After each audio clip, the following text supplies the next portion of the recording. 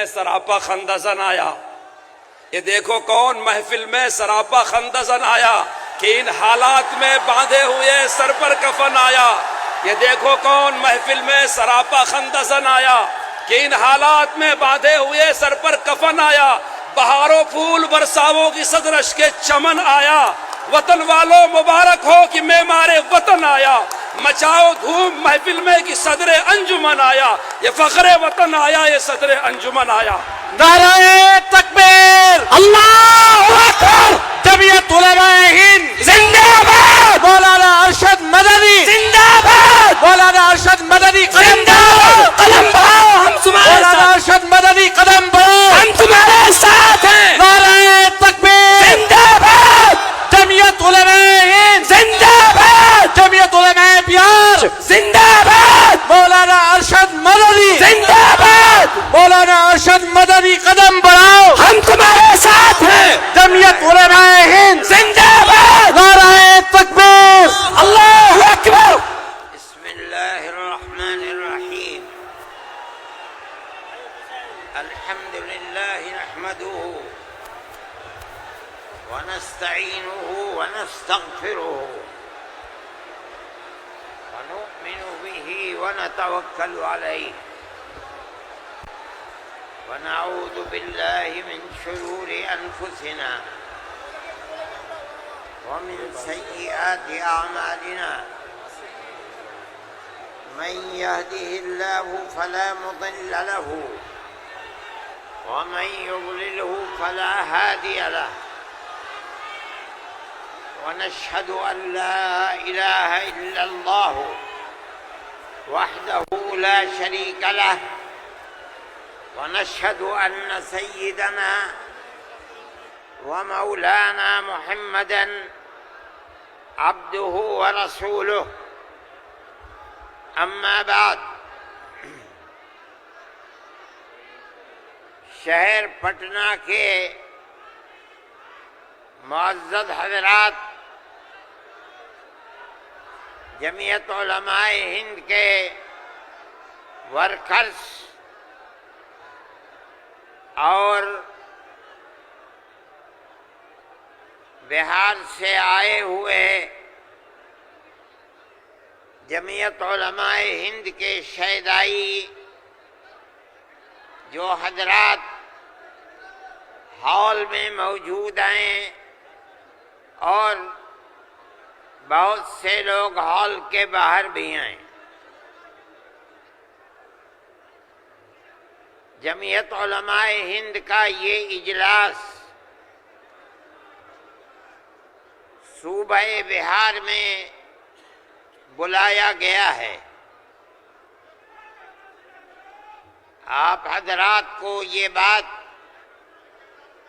ضرور معلوم ہوگی اور جمعیت علماء کے ورکرز اس بات کو جانتے ہیں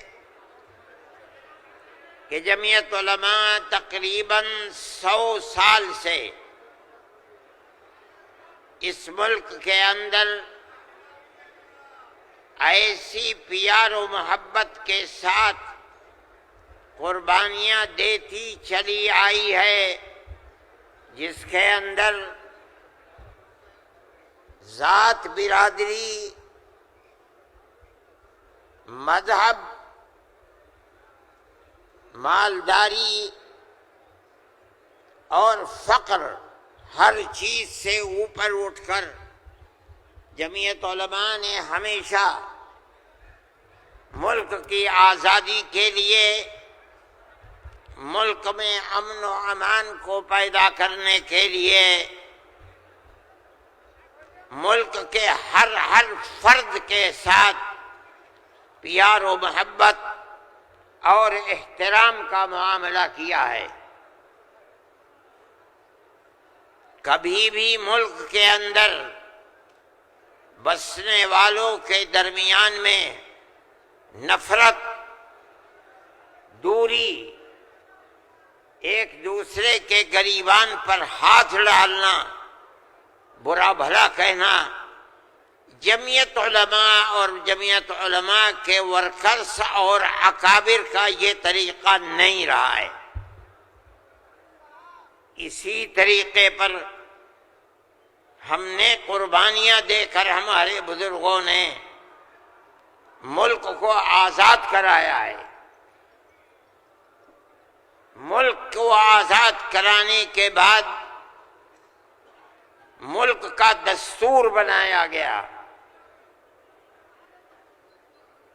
کوئی یہ سمجھتا ہے اگر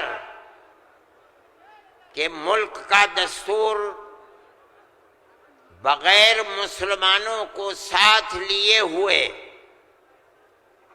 صرف ہندوؤں نے دستور بنایا ہے تو وہ بسم اللہ کے گنبد میں رہتا ہے، اسے دنیا کا کچھ پتہ نہیں ہے۔ کیونکہ اس ملک کی آزادی میں ہمارا کردار 145 سال کا کردار ہے۔ کسی کا کردار اتنے لمبے زمانے تک نہیں ہے کہ وہ مرتے مارتے پھانسی کے پھندوں کے اوپر لٹکتے اپنی گردنوں کو کٹواتے ہوئے 145 سال تک اس ملک کے اندر ہم نے کام کیا ہے۔ 1803 سے لے کر 1947 تک اگر کوئی مائی کا لال ہے، دودھ پیا ہے تو آ کر کے کہے کہ اس کا کردار 145 سال کا کردار ہے۔ جمعیت علماء کہتی ہے یہ علماء کا کردار ہے۔ یہ کردار پیار و محبت کے ساتھ تھا، غریبان پکڑ کر یہ کردار نہیں تھا۔ ایک دوسرے کے درد میں اور سکھ میں ہر چیز کے اندر شریک تھا۔ یہ ہمارا کردار تھا۔ ہم نے اس طرح سے اس ملک کو آزاد کرایا، کوئی نہیں تھا آزادی کی آواز اٹھانے والا۔ 1803 سے ملک کے لیے قربانی دینے والے 1857 کے اندر صرف دہلی کے اندر 33,000 علماء کو قتل کیا گیا۔ سنبھل میں، مراد آباد میں، میرٹھ میں سینکڑوں علماء کو جس کے جسم کے اوپر لباس عالموں جیسا ہوتا تھا اس کو پھانسی کے تختے پر چڑھا دیا جاتا تھا۔ کوئی نہیں تھا، کانگریس کا وجود بھی نہیں تھا۔ کانگریس تو بنی ہے 1883 میں اور 1885 میں اس کا پہلا اجلاس ہوا ہے، جبکہ 1803 سے حضرت شاہ عبدالعزیز صاحب نے اعلان کر دیا تھا کہ ہمارا ملک مسلمانوں کا یا ہندوؤں کا ملک نہیں ہے، نہیں رہا، یہ انگریزوں کا ملک ہو گیا، ہم غلام بن گئے۔ اب غلامی کی زنجیروں کا توڑنا اور جہاد کرنا ہر ایک کا فرض ہے، اور اس کے بعد جہاد پر لگ گئے۔ کوئی مائی کا لال نہیں تھا جو انگریز کی اس طاقت کے مقابلے میں کھڑے ہو کر غلامی کی زنجیروں کو توڑنے کے لیے اپنی زبان کو کھول سکے۔ اس اعلان کے تقریباً 80-82 سال کے بعد کانگریس بنی، اور کانگریس کا جو مقصد تھا، جو آج بھی کتابوں میں موجود ہے، وہ ملک کی آزادی نہیں تھا۔ مقصد تھا کہ جو دو جہاد ہوئے ہیں 1832 اور 1857 میں، اس کی وجہ سے جو ملکہ برطانیہ اور ہندوستان کے بسنے والوں کے درمیان دوری ہو گئی ہے، اس دوری کو دور کیا جائے اور حالات کو صحیح کیا جائے۔ علماء کا یہ نظریہ نہیں تھا۔ علماء کہتے تھے ملک غلام ہو گیا، غلامی کی زنجیروں کو توڑو، انگریز کو بھگاؤ، ملک کو آزاد کراؤ۔ یہ تو حالات تھے جس کے اندر مسلمان داخل ہوئے کانگریس میں، موجود ہیں۔ ایک شخص نے حضرت گنگوئی رحمت اللہ علیہ، جو ہمارے بزرگ ہیں، دارالعلوم کو کی بنیاد رکھنے والے ہیں، سن 1857 کے اندر جیل میں بند ہو گئے تھے۔ یہ سمجھتے تھے کہ قتل کر دیا جائے گا بغاوت کے الزام میں، لیکن چھوٹ گئے۔ ان سے پوچھا کہ ایک جماعت بنی ہے جس کے بنیادی کردار ہندو بنا رہے ہیں، کیا مسلمانوں کے لیے اس میں شریک ہونا جائز ہے؟ حضرت نے فتویٰ دیا جس طرح ایک ہندو اور ایک مسلمان کاروبار اور بزنس میں شریک ہو سکتا ہے، تو اسی طرح کانگریس کے ساتھ مسلمان شریک ہو سکتا ہے، بشرطے کہ اپنے دین کا نقصان نہ ہو۔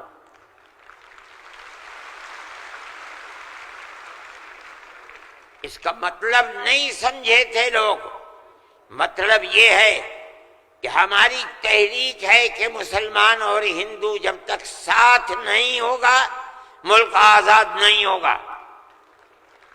تم اس کے اندر گھسو اور اتنی طاقت پیدا کرو اپنی گھس کر کہ کانگریس کو مجبور کر دو کہ وہ اپنا نقطہ نظر بدل کر ملک کی آزادی کے لیے جد و جہد کرے۔ چنانچہ کانگریس نے اپنا نقطہ نظر بدلا، ملک کی آزادی کو اپنا نقطہ نظر بنایا، اور پھر اس کے بعد ہندو اور مسلمانوں نے شریک ہو کر ایک دوسرے کے ساتھ چل کر ملک کی آزادی کے لیے آواز اٹھائی، قربانیاں دی ہیں، اور انہی قربانیوں کے نتیجے کے اندر ملک آزاد ہوا۔ میرے بھائی، اس بات کو سمجھیے، جیسے جیسے ملک کی آزادی قریب ہوتی جاتی تھی، جمعیت علماء ہند بار بار کانگریس سے کہتی تھی کہ ہم نے تمہارا ساتھ دیا ہے، آج ہم تمہارے ساتھ کھڑے ہیں، ہمیں یہ بتاؤ کہ ملک کی آزادی کے بعد ملک کا دستور کیا رہے گا، کیا سیکولر دستور ہوگا یا مذہبی حکومت ہوگی؟ اگر سیکولر دستور ہوتا ہے ہم تمہارے ساتھ ہیں، اور اگر سیکولر دستور نہیں ہوتا تو ملک کی آزادی میں ہم تمہارے ساتھ نہیں ہیں۔ بار بار ہمارے پاس کانگریس ورکنگ کمیٹی کی تجاویز موجود ہیں۔ کانگریس بار بار عہد کرتی ہے کہ ملک آزاد ہوگا تو ملک کا دستور سیکولر دستور ہوگا، ہر اقلیت کو اپنے مذہب کے اوپر آزادی سے چلنے کا اختیار ہوگا۔ چنانچہ ملک آزاد ہو گیا۔ اب ملک کی آزادی کے بعد ایک طبقہ اٹھا جس نے یہ کہا کہ کھیر مل گئی ہے، اب اسے کھانے کا وقت آ گیا ہے۔ انہوں نے کہا کہ ملک کی دستور ہندو دستور بنے گا، سیکولر دستور نہیں بنے گا۔ جمعیت علماء کے لوگ تھے، مولانا ابوالکلام آزاد تھے جو جمعیت علماء کی ورکنگ کمیٹی کے ممبر تھے، مولانا مدنی تھے مفتی اعظم مفتی کفایت اللہ تھے، مولانا حفظ الرحمان سوہروی تھے، اور ان کے پیچھے لاکھوں آدمی تھے۔ انہوں نے کہا جو ہم سے وعدے کیے ہیں ان وعدوں کو پورا کرو۔ اگر ملک کی تقسیم ہوئی ہے اور مسلمانوں کو ایک حصہ دے دیا، تم نے دیا ہے دستخط ملک کی تقسیم پر، تم نے کیے ہیں، ہم نے جوتے کھائے ہیں، ہمارے گلوں کے اندر جوتوں کے ہار پڑے ہیں، مگر ہم نے ملک کی تقسیم کو منظور نہیں کیا۔ ہم سے جو وعدہ کیا تھا اس وعدے کو پورا کرو۔ جو دستور کے اندر دفعات ہیں کہ ہر اقلیت کو اپنے مذہب پر چلنے کا حق ہے، یہ دفعات جمعیت علماء کی دی ہوئی دفعات ہیں، مولانا ابوالکلام آزاد کی دی ہوئی دفعات ہیں، مولانا مدنی کی دی ہوئی دفعات ہیں، مفتی کفایت اللہ کی رکھی ہوئی دفعات ہیں، جن دفعات کی بنیاد پر ہر اقلیت ملک کے اندر ملک وہ حصہ سمجھتی ہے جو حصہ کوئی اکثریت کا فرض سمجھتا ہے۔ یہ جمعیت علماء کی تاریخ ہے۔ ہم اپنے مذہبی اعتبار سے دستور کو ہاتھ میں لے کر کہہ سکتے ہیں کہ ہمیں اپنے مذہب پر چلنا اور مذہب کو اختیار کرنے کا حق ہے، اس دستور کے اندر ہے۔ نعرہ تکبیر! میرے بھائی، نعرہ تکبیر! میرے بھائی، میرے پاس واٹس ایپ نہیں ہے، میں یہ لغو کام نہیں کرتا، نہ مجھے فرصت ملتی ہے کہ میں دیکھتا ہوں ہر وقت واٹس ایپ کو۔ مجھے آج صبح ایک صاحب نے دکھلایا کہ کل مودی جی نے، وہ بڑے آدمی ہیں، میرے ملک کے وزیر اعظم ہیں، انہوں نے تقریر کی ہے اور اس کے اندر یہ فرمایا ہے کہ وقف ہندوستان کے دستور کے اندر وقف کوئی چیز نہیں ہے۔ مجھے حیرت ہوئی کہ ایک ملک کا وزیر اعظم اور ہندوستان جیسا وزیر اعظم یہ بات کہہ رہا ہے۔ میں کہتا ہوں کہ وقف قرآن کا فیصلہ ہے، اللہ کے نبی حضرت محمد کا فیصلہ ہے، ہمارے دین کا جز ہے۔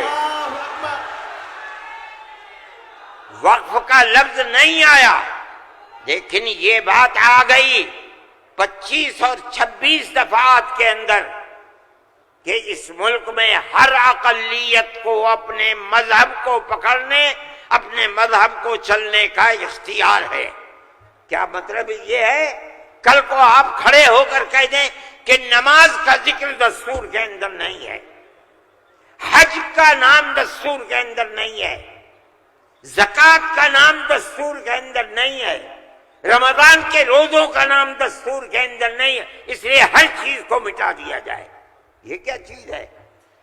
دستور مجموعی طور پر دستور نے کہہ دیا کہ مسلمان ایک اقلیت ہے اور ہر اقلیت کو اپنے مذہب پر چلنے کا اختیار ہے۔ مذہب کی ہر چیز اس ایک دفعے کے اندر آ گئی۔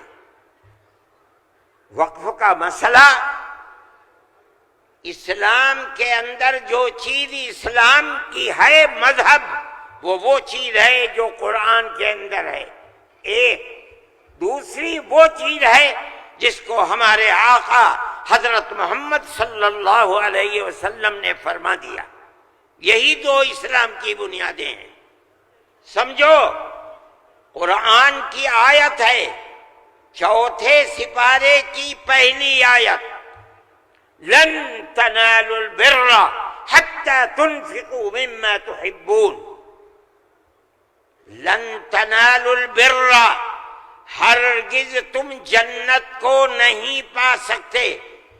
بر کی تفسیر مفسرین جنت سے کرتے ہیں۔ اے مسلمانوں، کان کھول کر سن لو، ہرگز تم جنت کو نہیں پا سکتے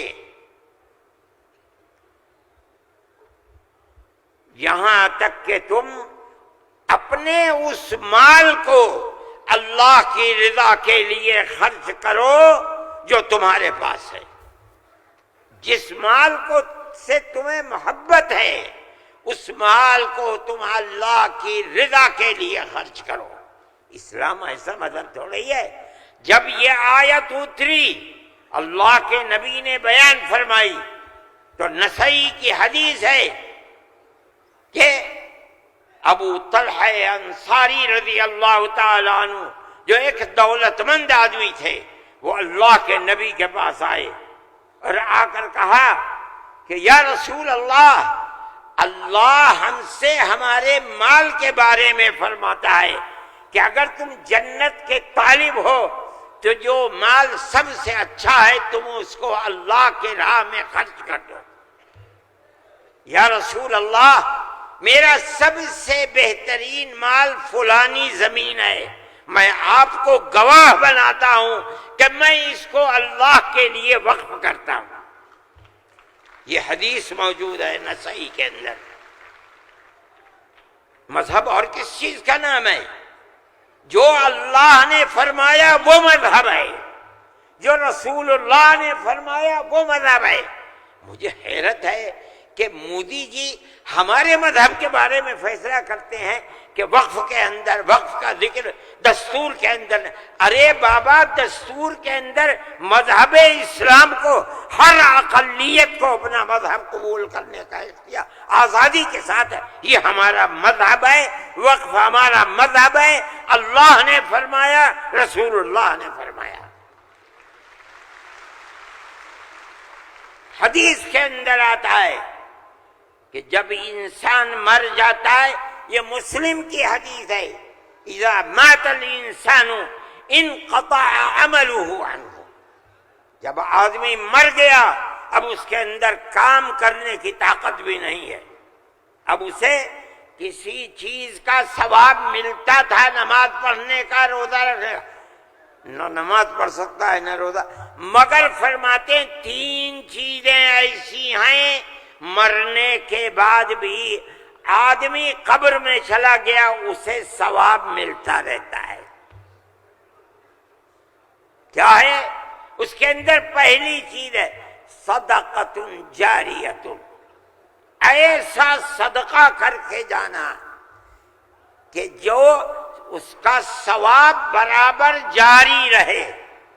مثال کے طریقے پر کوئی کنواں کھدوا دیا، یہ اللہ کے لیے وقف ہے. 100 سال، 200 سال، 1000 سال اگر اس کنویں سے پیاسا پانی پیے گا اس آدمی کو پہنچے گا جو مر گیا 100 سال پہلے، اس نے بنوایا تھا کنواں. اسی لیے مسلم کی روایت ہے اور اس کے شارح امام نووی فرماتے ہیں کہ مراد اس سے وقف ہے. یہ قرآن و حدیث میں آپ کو سنا رہا ہوں. مجھے حیرت ہے کہ ہندوستان جیسے ملک کا وزیر اعظم ایسی بات کہہ رہا ہے. ارے بابا کیا زکوٰۃ کا ذکر آئے گا دستور کے اندر؟ کیا نماز کا ذکر آئے گا دستور کے اندر؟ کل کو کھڑے ہو کہ یہ کہہ دو کہ نماز کا ذکر دستور میں نہیں ہے اس لیے نماز نہیں پڑھنے دی جائے گی. زکوٰۃ دستور میں نہیں ہے، زکوٰۃ نہیں کرنی. میں سوچتا ہوں کہ اللہ ملک کا کون بول رہا ہے؟ وزیر اعظم. اور ایسی چیز بول رہا ہے جس کے نہ سر ہے نہ پر ہے. ہم اس کے مخالف ہیں. ہم کہتے ہیں پڑھو، خود نہیں پڑھتے، پڑھے ہوں کو بلاؤ، ان سے پوچھو دین کیا ہے، مذہب کیا ہے، ہم بتائیں گے. ہمارا ملک ہے، ہم ہمیشہ سے اس ملک میں رہتے آئے ہیں. اگر ہندو کی ذات برہمن ہے جاؤ کشمیر میں مسلمان بھی برہمن ہے. اگر ہندو تیاگی ہے مسلمان بھی تیاگی ہے.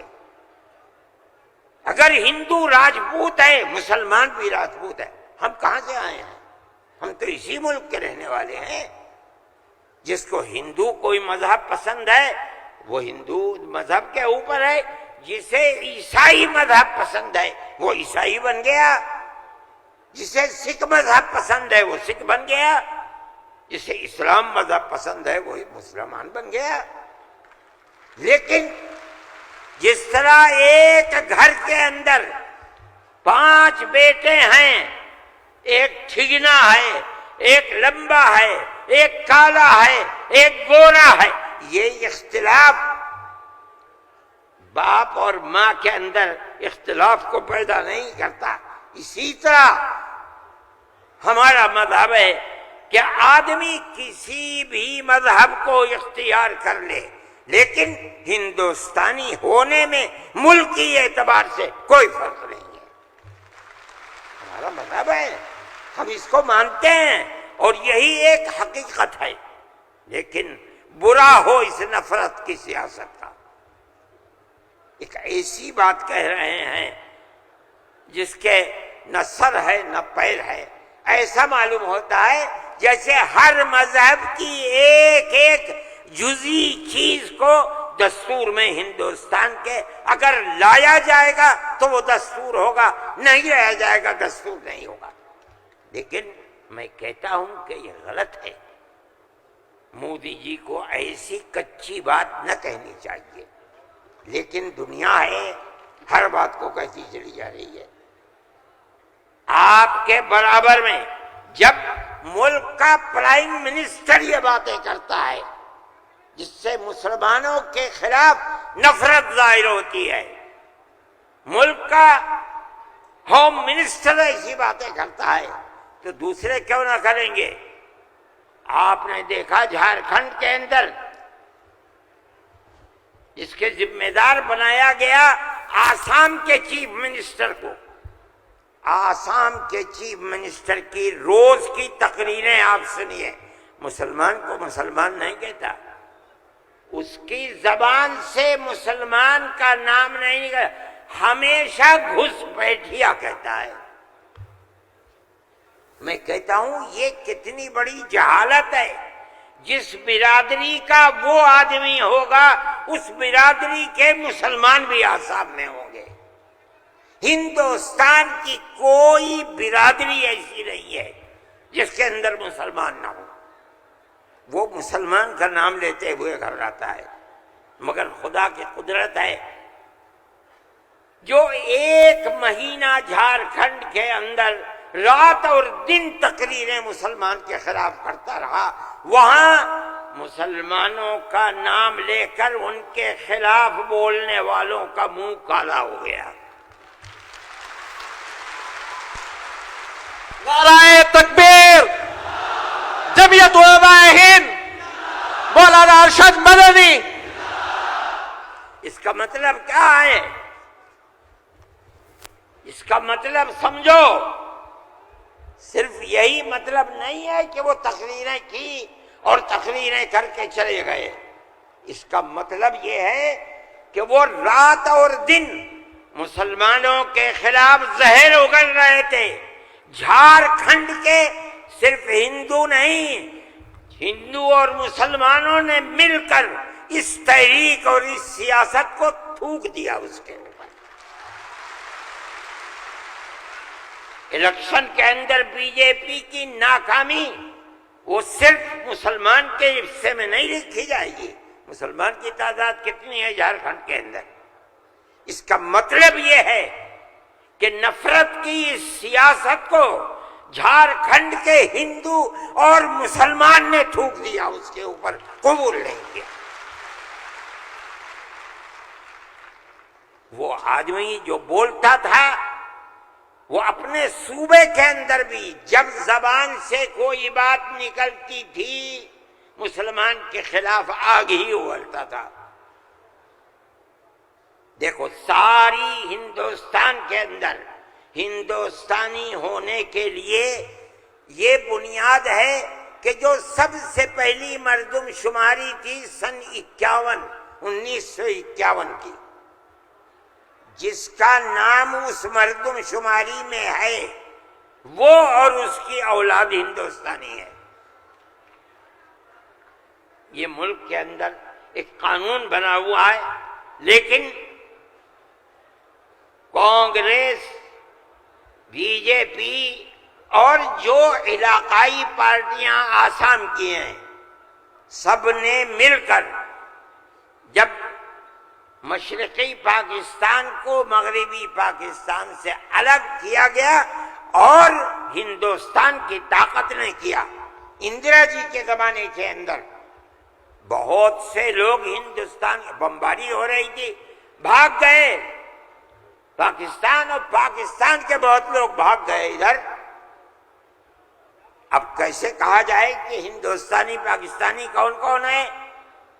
تو سب نے مل کر پارلیمنٹ نے قانون بنایا کہ 1971 کے بعد جو آیا ہے وہ ہندوستانی نہیں ہے، آسام میں 1971 کی مردم شماری میں جس کا نام ہے وہ آسامی ہے، اور اس کے بعد جو آیا ہے وہ آسامی نہیں ہے۔ یہ قانون بنا دیا، قانون بن گیا۔ اب یہ حلق سے نیچے چیف منسٹر صاحب کے نہیں اتری، انہوں نے کہا کہ نہیں، سارے ملک کا دستور ایک ہونا چاہیے۔ ارے بابا، کانگریس کا زمانہ تھا، کانگریس نے پارلیمنٹ کے اندر یہ اصول بنایا، اس کے اوپر بی جے پی کے بھی دستخط ہیں، علاقائی پارٹیوں کو بھی دستخط ہیں، ہم نہیں جانتے کچھ۔ اور تقریر جیسے یہاں کر رہے تھے ویسے ہی روز تقریر وہاں کرتے تھے۔ 71 نہیں 51 بنے گا، 71 نہیں 51۔ کیوں؟ اگر 51 کو بنا دیا گیا تو کم از کم 80-90 لاکھ مسلمان اجڑ جائے گا، برباد ہو جائے گا۔ وہ یہ چاہتے تھے کہ مسلمان کو برباد کر دو۔ آسام میں جمعیت علماء وہ جماعت تھی، ہم گئے سپریم کورٹ میں، ہم نے کہا کہ جب اس زمانے کی حکومتیں متحد ہیں یہ کیسے ہو سکتا ہے؟ یہ اللہ کا احسان اور کرم ہے کہ سپریم کورٹ نے وہ فیصلہ کیا جو حق فیصلہ تھا، اور اس نے کہہ دیا کہ نہیں، آسام کے لیے سن 71 ہی رہے گا۔ تمام پارٹیوں نے اس کو قبول کیا ہے۔ اب زمانہ خراب ہو گیا، دل دکھنے لگا، وہ جو وہاں دل کے اندر مسلمانوں کے خلاف آگ تھی وہ جھارکھنڈ میں لا کر کے اگلی ہے۔ اللہ نے یہاں بھی منہ کالا کر دیا۔ میرے بھائی، جمعیت علماء کا یہ کام ہے۔ ہم نے اس سے پہلے ایک اور مقدمہ آسام کے سلسلے میں لڑا تھا۔ جب لڑکی اپنے شوہر کے ساتھ کسی دوسرے شہر میں پہنچی، یہ لڑکی کہاں سے آئی؟ جو وہاں کا پردھان تھا وہ سرٹیفکیٹ دیتا تھا کہ یہ لڑکی فلاں کی ہے، باپ اس کا فلاں جگہ ہے، لڑکی یہاں رہتی ہے۔ اسی سرٹیفکیٹ کی بنیاد پر اسے آسامی کہا جاتا تھا۔ اس طرح کی لڑکیاں ہندوؤں میں 24 لاکھ اور مسلمانوں کے اندر 27 لاکھ تھی۔ وہاں کی فرقہ پرست طاقت کہتی تھی کہ یہ پردھان کا سرٹیفکیٹ کوئی معنی نہیں رکھتا۔ تنہا جمعیت علماء کی، ہم گئے سپریم کورٹ میں، اور جو بڑے سے بڑا وکیل جو ایک ایک پیشی میں 15 لاکھ روپیہ لیتا تھا، اور اتفاق سے جو چیف جسٹس تھا وہ بھی آسامی ہی کا تھا سپریم کورٹ کا۔ مجھے تو بہت خطرہ تھا، ان کا ہوگا کیا؟ 47 لاکھ عورتیں ہیں اور ان کے بچے اگر لگا لو 1.5 کروڑ، یہ کہاں جا کے بھیک مانگیں گے؟ نہ کوئی مکان خرید سکتے ہیں، نہ جائیداد خرید سکتے ہیں، نہ ان کے بچے پڑھ سکتے ہیں، یہ کیا کریں گے؟ اللہ کی قدرت کا کرشمہ ہے کہ اس کے اندر بھی جمعیت علماء کو ایسی کامیابی ہوئی کہ مسئلہ ختم ہو گیا. 47 لاکھ ہندو مسلمان جینے کا حق انہیں مل گیا. ایک چیز ہے، جمعیت علماء ہندو مسلم کی بات نہیں کرتی، ہمیں اس سے کوئی مطلب نہیں. جمعیت ہم علماء یہ ہند کہتے ہیں مولانا ارشد مدنی نعرہ تکبیر، مولانا ارشد مدنی قدم بڑھاؤ. جمعیت علماء ہند ہم یہ کہتے ہیں